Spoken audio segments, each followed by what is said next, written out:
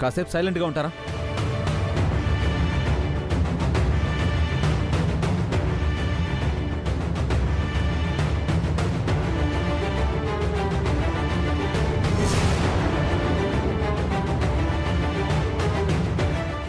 Sir, మా చెల్లెల కళ్ళ సంగతి మేం చూసుకుంటాం. ఎలాగైనా సరే తన కళ్ళు మేం బాగు చేయించుకుంటాం. వంట చేసేటప్పుడు అనుకోకుండా జరిగిన యాక్సిడెంటే కానీ వాంటెడ్గా చేసింది కాదు. దయచేసి అరెస్ట్లేమీ వద్దు సార్.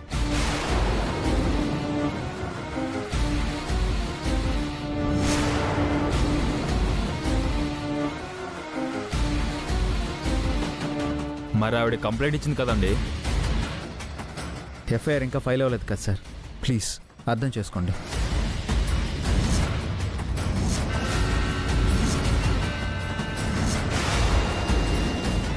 సరే సార్, మీరు కంప్లైంట్ ఇచ్చిన యాక్షన్ తీసుకోలేదు అని మాట మాత్రం రాకూడదు. అవన్నీ మేము చూసుకుంటాం సార్. సరే అండి. కానిస్టేబుల్స్,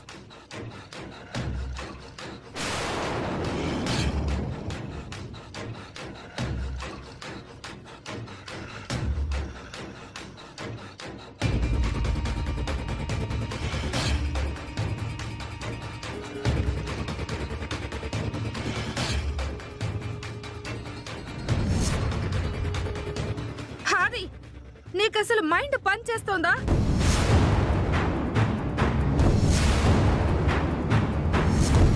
నువ్వేం చేస్తున్నావో నీకు తెలుస్తోందా? అవతల నీ చెల్లి కళ్ళు పోగొట్టిందని చెప్తుంటే నువ్వే దగ్గరుండి అరెస్ట్ చేయించలేకపోయి అరెస్ట్ వద్దని నువ్వే పోలీసుల్ని దగ్గరుండి పంపించావు. అంటే నీ చెల్లెల్లి కంటే పని మనిషి ఎక్కువైపోయిందా? ఇంతలా వీళ్ళు నిన్ను వెనకేసుకొస్తున్నారంటే ఏ మందు పెట్టావే వీళ్ళకి? పిన్ని,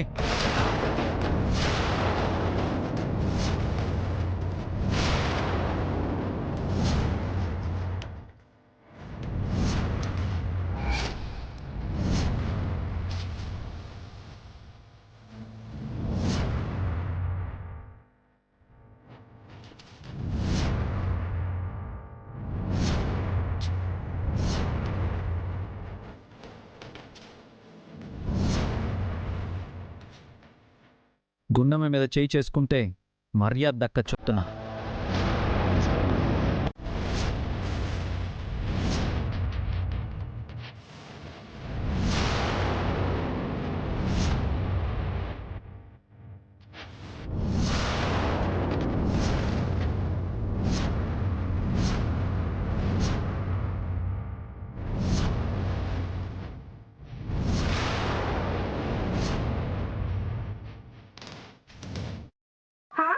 ఒక పని మనిషి కోసం నాకు నువ్వు వార్నింగ్ ఇస్తున్నావా?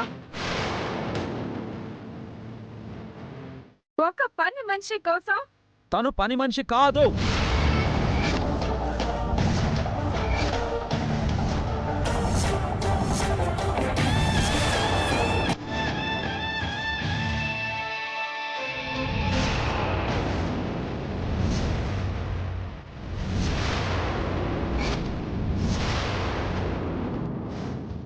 తను ఈ ఇంటి కోడలు.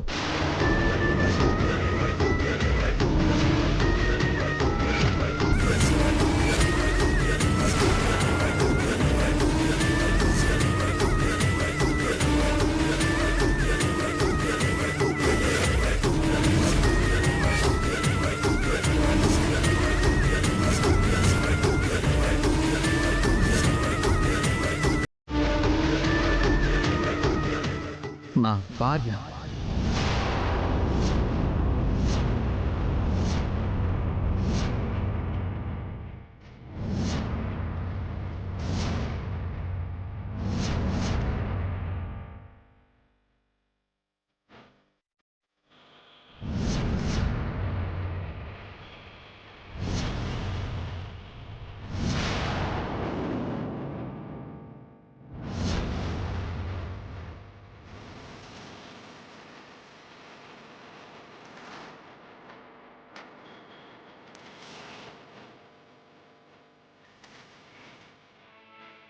ఏంటి?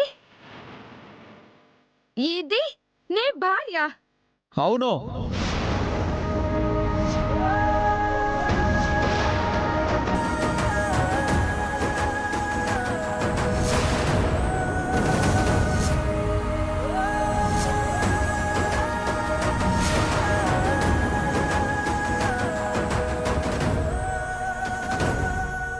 ఏంటి కామాక్షి వీడంటుంది?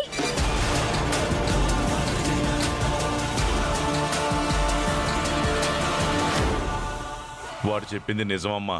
గుండమ్మ ఈ ఇంటి పెద్ద కోడలు.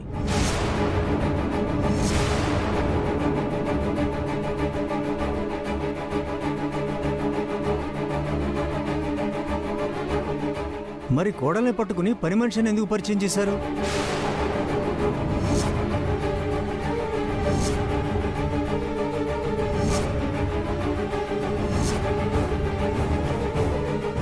ఇంటి కోడలు అయ్యుండి నా భార్య నిన్ను పని మనిషి అని అవమానిస్తుంటే నువ్వెందుకు సైలెంట్గా ఉన్నావమ్మా?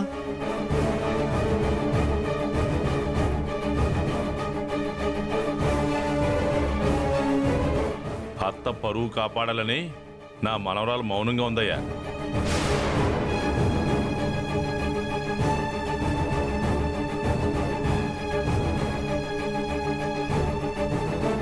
వదిన్ని పని మనిషి అని అబద్ధం ఎందుకు చెప్పిందో మా అమ్మని అడగండి.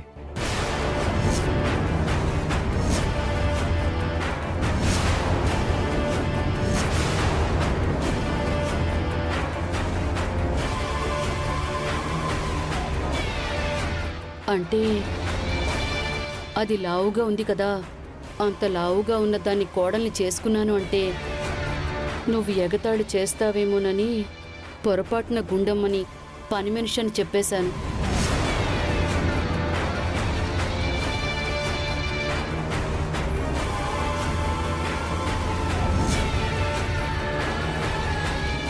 లావుగా ఉన్నవాళ్ళు మనుషుల్లా కనబడడం లేదా మీకు?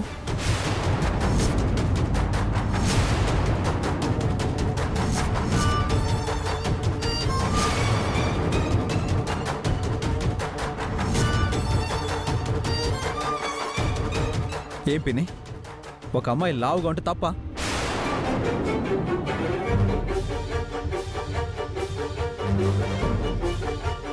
తనకి ఒళ్ళు ఎక్కువే, అలాగే మనసు కూడా ఇక్కడున్న అందరికంటే ఎక్కువే.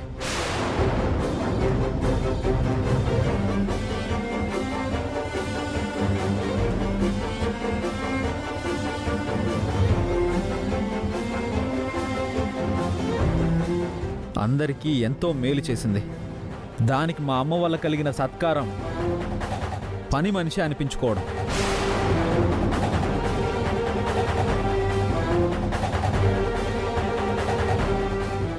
అయితే ఇప్పుడు ఇది నీ పెళ్ళం కాబట్టి నా కూతురి విషయంలో దీన్ని క్షమించాలా?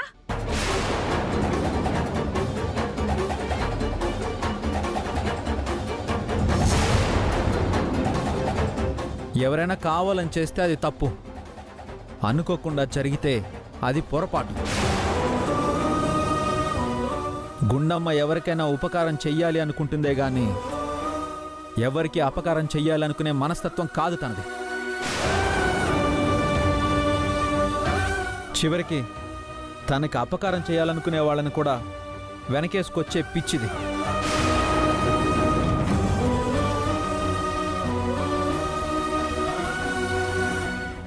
ప్రిన్సీకి అలా జరగడం దురదృష్టమే. కానీ తన కళ్ళకి ఎలాంటి ప్రమాదం జరగకుండా నేను చూసుకుంటాను. ఎంత ఖర్చైనా సరే ప్రిన్సీకి కళ్ళు నేను తెప్పిస్తాను. ప్రిన్సీ విషయంలో ఎవరూ భయపడాల్సిన అవసరం లేదు. రాగుండమ్మా.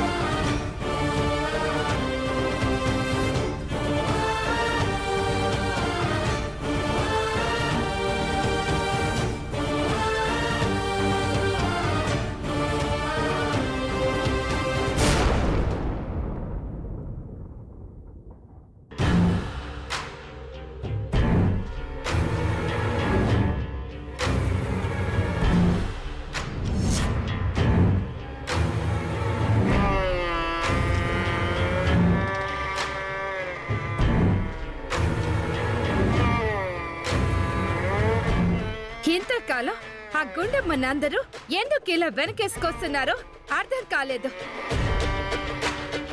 అసలు కారణం ఇదన్నమాట. ఏమేలోకి మీరు నా వాళ్ళు అనుకుంటే నా మనుషులతో పాటు మీరు కూడా నన్ను మోసం చేస్తారా?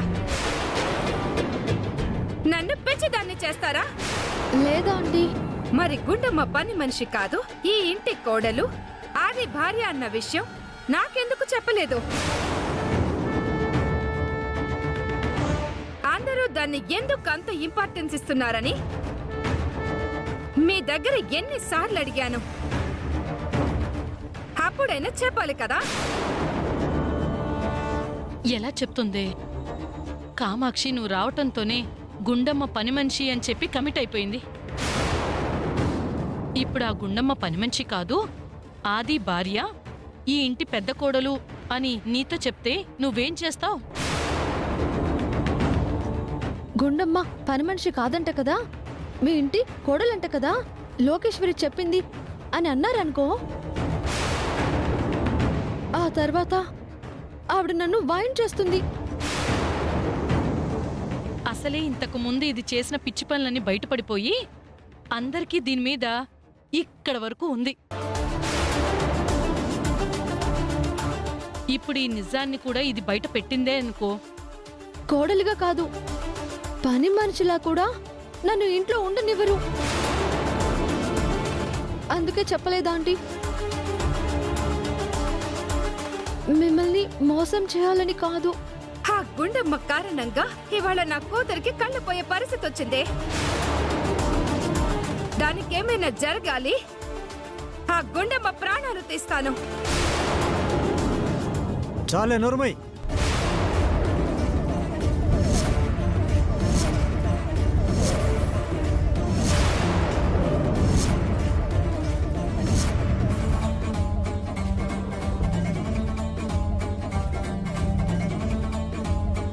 నిజ నిజాలేంటో తెలుసుకోకుండా నోటికి ఎంతొస్తే అంత మాట అనేయడం మానుకో. ప్రిన్సీకి ప్రమాదం జరగడానికి గుండం ఎలా కారణం అవుతుంది? తనేమన్నా కావాలని చేసిందా? పొరపాటున మిస్ఫైర్ అయింది. దానికి సపోర్ట్ చేస్తున్నారేంటి?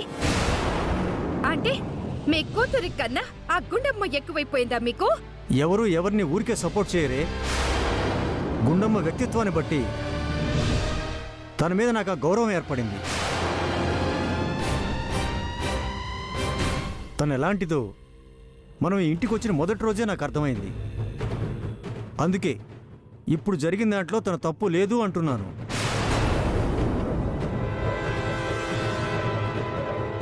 ప్రిన్సీకి ఏమీ కాదు. నువ్వు అనవసరంగా గుండమ్మ మీద కక్ష పెంచుకోకు.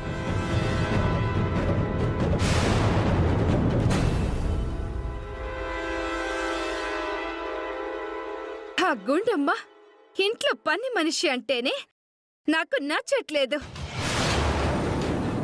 అలాంటిది ఈ ఇంటి కోడలంటే గుండమ్మ ఈ ఇంటి కోడలవ్వచ్చు.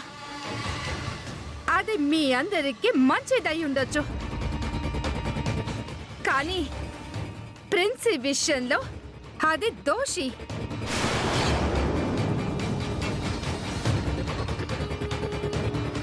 ఎట్టి పరిస్థితుల్లోనూ దాన్ని నేను వదిలిపెట్టను.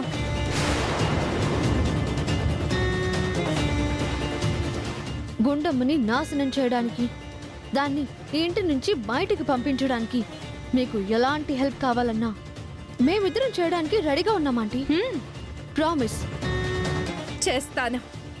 ఆ గుండమ్మని ఈ ఇంట్లో నుంచి, ఆది జీవితంలో నుంచి పంపించే ప్లాన్ వేస్తాను.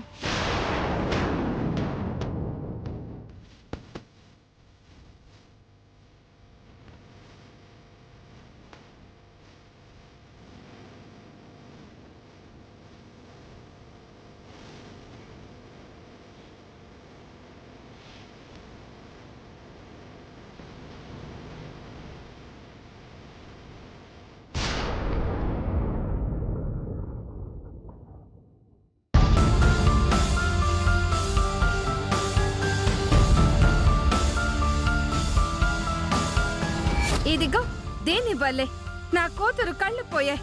దీన్ని అరెస్ట్ చేయండి. దీని మీద అటెంప్ట్ మర్డర్ కేసు పెట్టండి.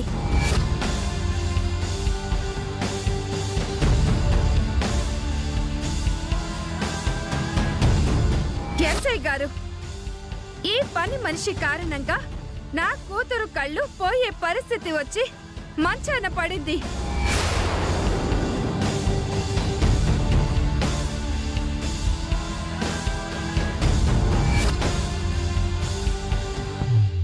నా భార్య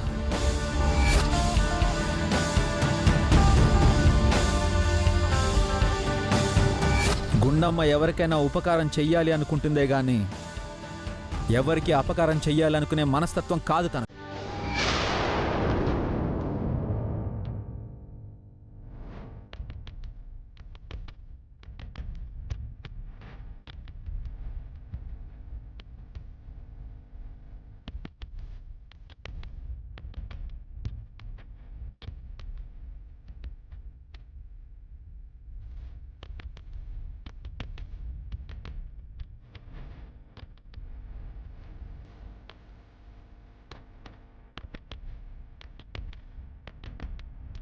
ఏమైంది గుండు? ఏం చేయాలో అర్థం కావడం లేదండి. పాపం ప్రిన్సి. డాక్టర్ చెప్పారు కదా, ఏం కాదు. ఒకే ఒక్క నిమిషం మీరు రావడం లేట్ అయ్యంటే నన్ను పోలీసులు తీసుకెళ్ళిపోయేవారండి. అదే నేను అడుగుతాను గుండమ్మ. అంత దూరం వచ్చే వరకు ఎందుకు తెచ్చుకున్నావు? నిజం చెప్పకుండా ఎందుకు కాముగా ఉన్నావు? ఏం చేయమంటారు? ఎవరు నిజం చెప్పడానికి వీల్లేదని అత్తయ్య గారు చెప్పారు. అందుకే తాతయ్య బాబీ కూడా నోరు మెదపలేదు. అమ్మ చెప్పిందని అరెస్ట్ అయిపోతావా? ఇబ్బంది పడతావా? ఇంతకాలం జరిగింది ఇదే కదండి. ఆ సుచిత్ర వాళ్ళకి అత్తయ్య గారు నన్ను పని మనిషి అని పరిచయం చేస్తే ఆవిడ నన్ను మాట అనేసింది. ఇప్పుడు కాదు, గుండమ్మ ఇంటి కోడలని నిజం చెప్పేస్తే అత్తయ్య పరువు ఎక్కడ పోతుందో అని నిజం చెప్పొద్దు అన్నట్టుగానే మీరు కూడా మాట్లాడారు కదా. ఇప్పుడు నాకు కష్టంగా ఉందని చెప్పి నిజాన్ని బయటపెట్టి ఆవిడ పరువు తీయమంటారా? అందుకే నేనేం మాట్లాడలేదు. సరే, తెలియాల్సిన నిజం ఇప్పటికైనా మా పిన్నికి తెలిసింది. ఇంకెవరి పరువు కాపాడడం కోసం ఎవరు ఇబ్బంది పడక్కర్లేదు, అవమానాలు పడక్కర్లేదు.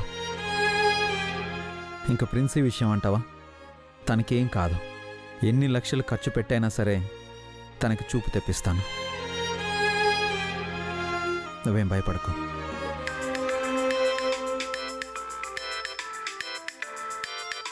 ఒక్క నిమిషం, ఇప్పుడే వస్తా. హలో, యా,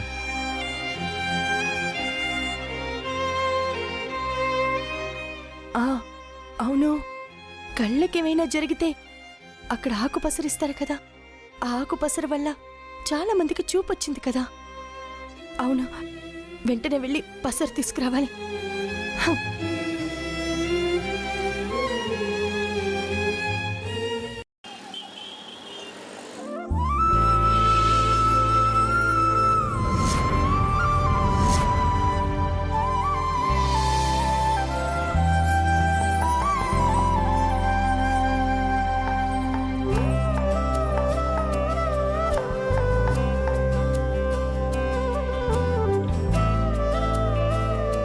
చూడమ్మా, ఈ మందు 3 పూట్ల ఇవ్వండి. ధైర్యంగా ఉండండి, చూపు వస్తుంది.